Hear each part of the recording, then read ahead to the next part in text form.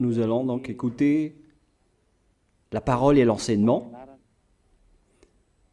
Nous sommes à l'enseignement numéro 23 pour aujourd'hui, concernant le sujet qui parle de celui qui ose dire qu'il est Dieu. Il a remplacé le bouc, le bélier et le taureau, qui étaient destinés pour l'expiation des péchés des enfants d'Israël, selon Lévitique 16. Dans Lévitique 16, nous voyons donc les béliers, les boucs et les taureaux pour l'expiation des péchés des enfants d'Israël, une fois chaque année. Et c'est ce schéma que nous allons vous enseigner en ce moment. En fait, j'ai déjà donné cet enseignement, mais je le rappelle aujourd'hui. Cette situation contredit directement la parole du Père Yahva, le Dieu d'Abraham, selon Deutéronome 4.2. Ne rajoutez rien et ne retranchez rien aux paroles. C'est dans Deutéronome 4.2 et aussi dans Deutéronome chapitre 13, à partir du verset 1, ou Deutéronome 12, 32. Nous allons donc lire maintenant Deutéronome 12, 32, car nous avons déjà vu autrefois le Deutéronome 4.2. Donc dans Deutéronome 12, 32, vous observerez et vous mettrez en pratique toutes les choses que je vous ordonne. Vous n'y ajouterez rien et vous n'en retrancherez rien. Voilà donc dans le Deutéronome 12, 32. Et dans Deutéronome 4.2, je vais répéter, Deutéronome 4.2, vous n'ajouterez rien à ce que je vous prescris et vous n'en retrancherez rien, mais vous observerez les commandements de Yahva, votre Dieu, tels que je vous les prescris. Cette parole précise bien alors que il ne faut pas rajouter ni retrancher les paroles que je vous ai données. De quelles paroles parle-t-on? Nous allons lire Lévitique chapitre 16 pour voir quelles sont les lois d'expiation des péchés pour les enfants d'Israël. Les voilà. C'est dans Lévitique chapitre 16, verset 3 d'abord, pour commencer. Voilà donc ce qu'on ne doit pas changer, alors que nous avons tous su, nous avons tous vu qu'ils les ont remplacés par Jésus ou Jesus. Ce n'est pas une diffamation, nous le voyons tous. Alors que chacun réfléchisse, Lévitique chapitre 16, verset 3. Voici de quelle manière Aaron entrera dans le sanctuaire. Il prendra un jeune taureau pour le sacrifice d'expiation et un bélier pour l'holocauste. Voilà, nous le voyons tous clairement, cette parole. Il existe donc le fait d'apporter un jeune taureau pour le sacrifice d'expiation, ainsi qu'un bélier pour l'holocauste. Verset 5. Il recevra de l'assemblée des enfants d'Israël 2 boucs pour le sacrifice d'expiation et un bélier pour l'holocauste. C'est-à-dire, en même temps, il y a un sacrifice de taureau, de bélier et de bouc. Lévitique chapitre 16, toujours, mais dans le verset 34. Ce sera pour vous une loi perpétuelle. Voilà. Il se fera une fois chaque année l'expiation pour les enfants d'Israël à cause de leurs péchés. Nous sommes déjà au verset 34 pour information. Verset 34. Voilà. Ce sera pour vous une loi perpétuelle. Quelle est cette loi perpétuelle? C'est le fait de sacrifier les béliers, les boucs et les taureaux qui vont être tués pour sacrifice, pour l'expiation des péchés des enfants d'Israël.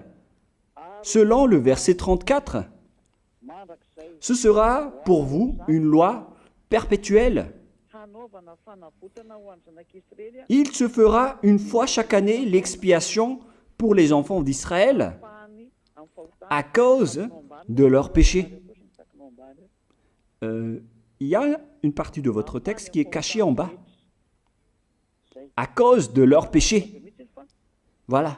Ici, donc, c'est bien clair que l'expiation du péché qui se fait une fois chaque année pour les enfants d'Israël, qu'on ne peut ni ajouter ni retrancher, ce sont les sacrifices des béliers, de taureaux et de boucs. On ne peut pas changer cela. On ne peut pas les remplacer en Jésus ou en Jesus. C'est une loi perpétuelle. Donc, si vous observez les 10 commandements, vous devez apporter des sacrifices de taureaux, de béliers et de boucs si vous voulez être expié de vos péchés. Voilà le schéma. Alors que, en réalité, la situation pour les religieux étranges, on ne voit pas ce qu'il veut en venir, mais ils ont osé intégrer Jésus ou Jesus pour remplacer le bélier, le taureau ou le bouc. Et ce sont eux-mêmes qui le confirment jusqu'à aujourd'hui. Nous voyons tous donc ici que Jésus ou Jesus n'est qu'un imposteur, un hors-la-loi. Et les hors-la-loi sont des envoyés du diable. Le diable, il a commis le péché depuis le commencement. Ce sont des transgresseurs de la loi. Donc c'est prouvé ici que Jésus est un hors-la-loi. Nous allons lire la parole, poursuivre, dans 1 Jean, chapitre 3. 1 Jean, chapitre 3, à partir du verset 4. Quiconque pêche transgresse la loi, et le péché est la transgression de la loi. Voilà, c'est bien clair que c'est le péché qui est la transgression de la loi. Un pécheur, donc, c'est un transgresseur de la loi. Et un hors-la-loi, c'est un pécheur. C'est clair alors que Jésus ou Jesus, c'est un hors-la-loi, c'est un transgresseur de la loi. Nous avons tous vu ensemble qu'il a pris la place du bélier et il a siégé, il s'est installé dans ce système. C'est pourquoi toutes les églises observent les 10 commandements et ils servent Jésus ou Jesus. Voici l'enseignement. Alors, regardez bien à travers ce texte et cette écriture que je vous donne en ce moment. Et soyez conscients, ça suffit maintenant d'écouter ces faux dieux, c'est déjà trop. Tant pis pour vous si vous allez encore les écouter. Soyez conscients que ce schéma n'est plus correct. Beaucoup de gens me diffament à cause de ce que je fais en ce moment. Ils ne supportent pas la vérité. Mais ça dépend de chacun de vous. Et moi, je vous avertis, pour vous qui vont être baptisés et qui veulent être baptisés, mais qui entendent les diffamations et les critiques des autres, ne croyez pas en cela. Ce ne sont pas du tout vrai. La parole de Élia est directe. Ce ne sont que des mensonges. L'ôtement du péché, ce sont des personnes qui sont non-pécheurs qui peuvent le faire. Ce n'est pas logique de dire que les fidèles sont ôtés des péchés et le leader est un pécheur. Ce n'est pas du tout écrit dans la Sainte Écriture. Ce qui est écrit dans la Bible, c'est que le bon arbre donne de bons fruits et le mauvais arbre de mauvais fruits. Et le bon arbre ne donne jamais de mauvais fruits, et le mauvais arbre ne donne jamais de bons fruits. Ce sont les bons arbres qui donnent des bons fruits, et les mauvais arbres qui donnent des mauvais fruits. Et donc, si l'ambassadeur de Yahushua, Zedia Elia, a produit des personnes qui ne pêchent plus, alors il est bon, il est une bonne personne. Il n'a jamais fait aucun mal, même pas le moindre mal. Voilà donc la leçon pour vous, car dans le cadre de ce baptême qui va arriver, il y a beaucoup de diffamation et de critiques. Donc je vous conseille de ne pas écouter cela, car ce n'est pas du tout la vérité. Ils font ça juste pour diffamer et blâmer la bonté de Yahushua, alors ne les suivez pas. Donc là, on voit bien que ce n'est pas de la diffamation. Nous avons tous vu ensemble. Je vous ai donné la parole. On a tous écouté et vu ensemble. On a jugé ensemble. Est-ce que ce Jésus ou Jésus a fait la vérité? Est-ce qu'il a dit la vérité ou pas? Si nous avons vu le livre de Moshé venant du Dieu d'Abraham qui a dit « Ne rajoutez pas et ne retranchez pas à ma parole ». Nous avons vu alors que ils ont remplacé par ce Jésus ou Jésus les sacrifices d'expiation du péché, en disant après que c'est ce dernier qui ôte les péchés. Ce n'est pas du tout vrai. Celui qui peut ôter les péchés selon les 10 commandements, c'est le bélier, ou bien le taureau, ainsi que le bouc. Ce sont ces bêtes qui peuvent ôter les péchés. Quelle est alors la raison pour laquelle les religieux sont entrés dans ce mauvais schéma? Car c'est vraiment un schéma qui transgresse la loi. Car ils ont contré bêtement le livre du Lévitique chapitre 16. Ils l'ont contré bêtement, directement. Et après, ils ont remplacé par leur faux Dieu. Un faux Dieu car c'est directement un hors-la-loi. Il a contredit le Dieu d'Abraham. Nous voyons la preuve ici qu'il a contredit vraiment le Dieu d'Abraham, qu'on appelle par le nom de Yahava et Yahushua son fils. Car ce Dieu d'Abraham, il a bien dit qu'il ne faut ni ajouter ni retrancher à ses paroles. Il faut les observer car ce sont les commandements de Yahva, ton Dieu. Et ces lois qu'on ne doit pas rajouter ni retrancher veut dire qu'il ne faut pas toucher au Lévitique chapitre 16, car c'est ce livre qui ôte les péchés. Alors que nous voyons tous que personne ne le pratique plus. Si les 10 commandements, si les prêtres et les pasteurs pratiquent bien les 10 commandements, alors ils doivent faire le sacrifice de bélier et de taureau et de bouc pour l'expiation de leurs péchés. Alors que nous voyons tous que personne ne le fait plus. Alors qu'en même temps, ils observent les 10 commandements. C'est donc de la transgression de la loi. Et en plus, ils ont enlevé le Lévitique 16 en le remplaçant par Jésus ou Jésus. C'est-à-dire qu'ils ont contredit la parole du vrai Dieu, le Dieu d'Abraham. Et est-ce que vous allez encore oser contredire cette vérité? Est-ce que vous allez encore dire que vous êtes dans la vérité, que vous êtes dans la justice? Mais qu'est-ce que vous cherchez? Vous cherchez à prier et à servir le Dieu d'Abraham. Si vous voulez servir le Dieu d'Abraham, vous n'allez pas enlever le Lévitique 16, vous allez restaurer le Lévitique 16. Mais est-ce que vous allez encore oser le faire? Est-ce que vous pouvez encore le faire? La réponse, non. Vous ne pouvez plus le faire. Alors que il s'agit de l'expiation de vos péchés.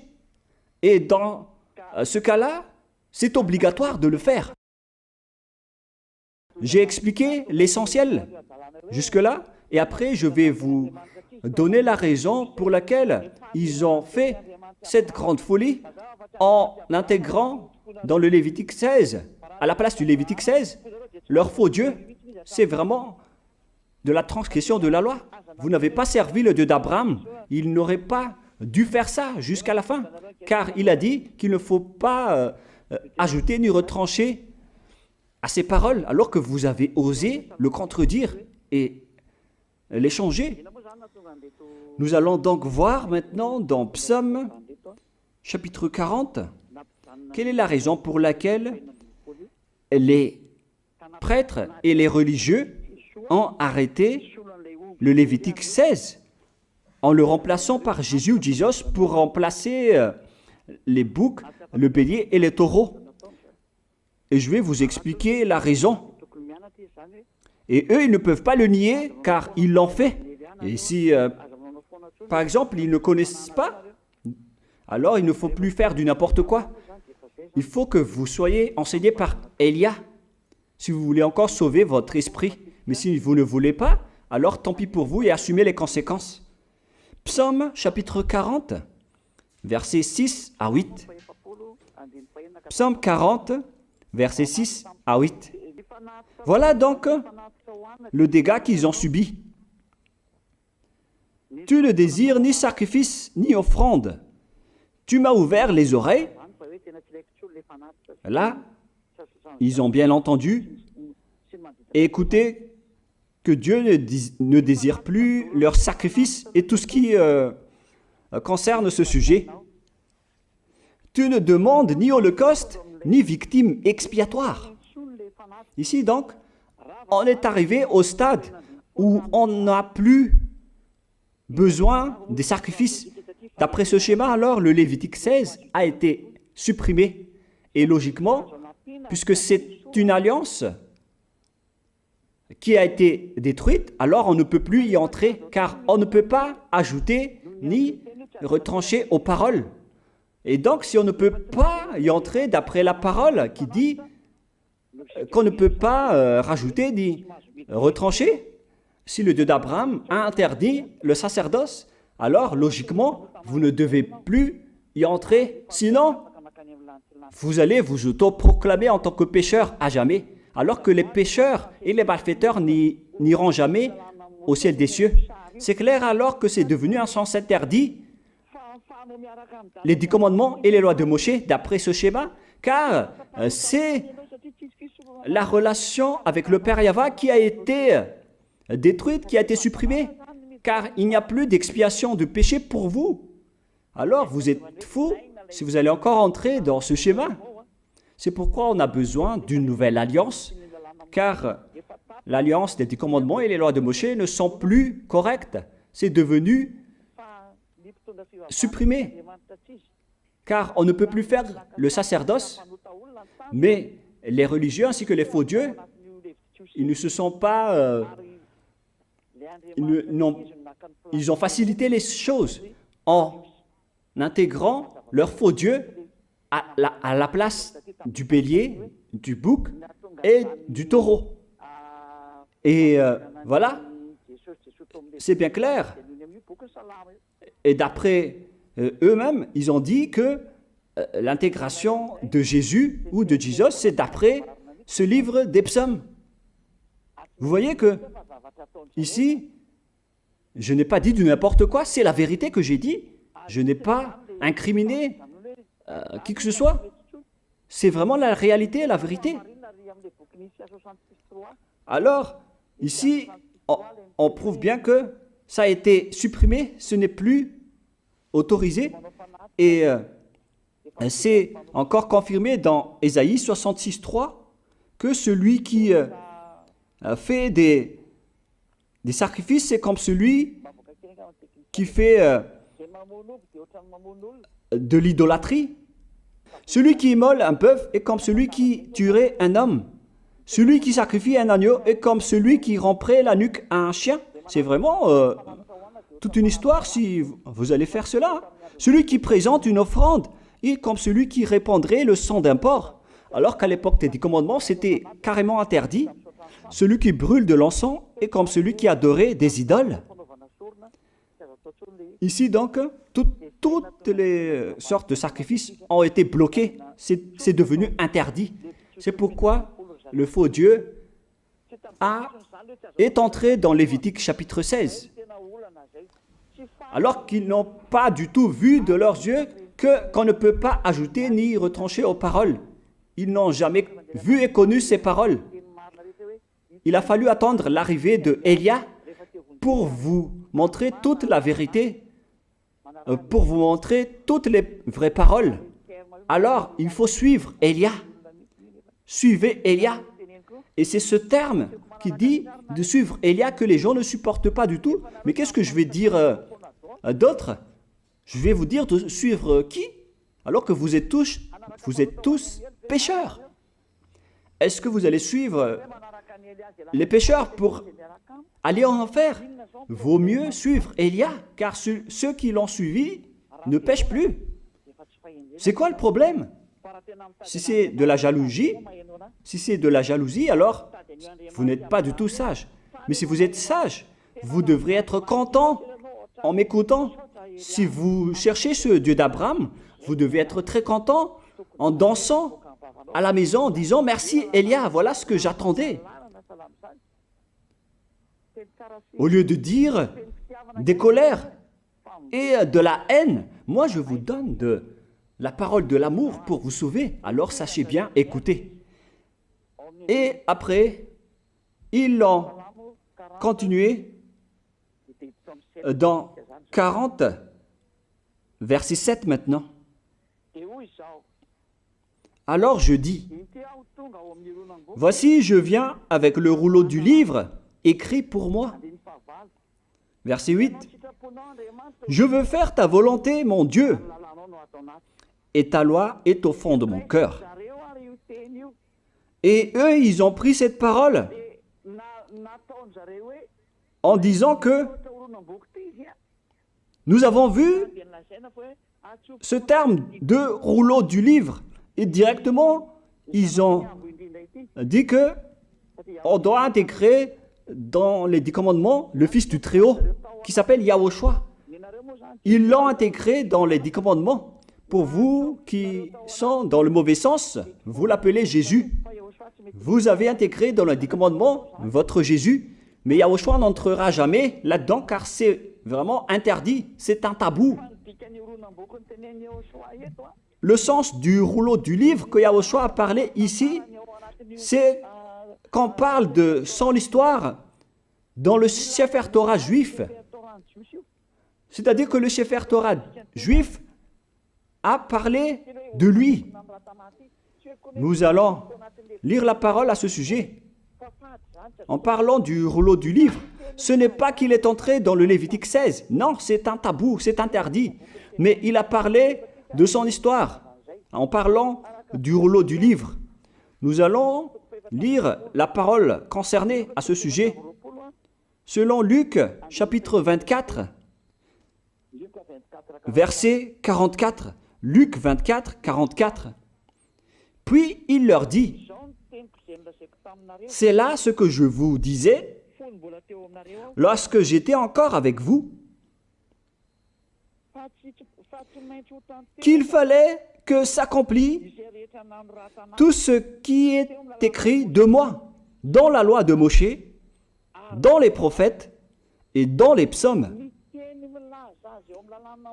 Toutes les paroles qui parlent de lui dans la loi de Moshe, dans les prophètes et dans les psaumes. C'est ça qu'on parle ici. Mais il n'a jamais dit qu'il va remplacer le Lévitique 16. Au contraire, c'est un tabou, c'est un blasphème devant le Père Yahva, qui a déjà dit qu'il ne faut jamais ajouter ni retrancher ses paroles. Donc, les paroles qui parlent de lui, ce sont les paroles de la nouvelle alliance qu'il va instaurer, qu'il va exécuter. La raison pour laquelle il sera crucifié, c'est qu'il va instaurer la nouvelle alliance en versant son sang. Voilà de 1. Maintenant, nous allons lire le livre de Jean 5,46. Jean 5, 46. Alors, car si vous croyez en Moshe, vous me croiriez aussi, parce qu'il a écrit de moi. Il a écrit à propos de Yahushua. C'est pourquoi on parle du rouleau de livres qui a écrit pour lui. Et Moshe aussi a participé à son histoire en parlant de lui. Mais ce n'est pas que on a supprimé le Lévitique 16 en remplaçant par le fils du Très-Haut. Non, ce n'est pas du tout cela. Il y a beaucoup de paroles qui a parlé de lui depuis les lois de Moshe, depuis les prophètes et depuis les psaumes. C'est pour ça qu'on parle du rouleau du livre qui a écrit à propos de lui. Mais ce n'est pas que vous allez supprimer le Lévitique 16 en le remplaçant par le fils du Très-Haut. C'est vraiment une abomination de votre part. Je vous ai donné maintenant l'explication. Il ne faut pas rajouter ni retrancher aux lois de Moshe. C'est une alliance en bonne forme qu'on ne peut pas toucher ni enlever. C'est dans Galates 3,15. Galates 3,15. Une disposition en bonne forme ne doit pas être changée ou transformée. Les lois de Moshe, c'est une alliance en bonne forme qu'on a versé le sang de Zébu en plus. Donc on ne peut ni retrancher ni rajouter.